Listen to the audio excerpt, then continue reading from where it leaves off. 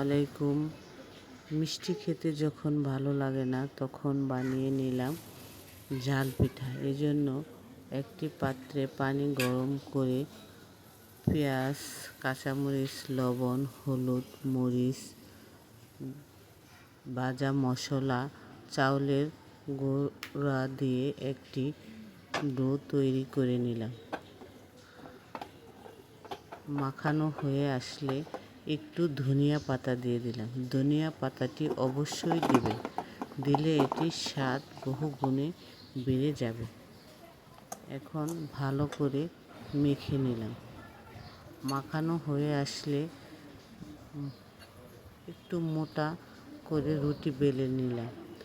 আপনার যে কোনো কুকি কাটার দিয়ে আপনি কেটে নিতে পারেন।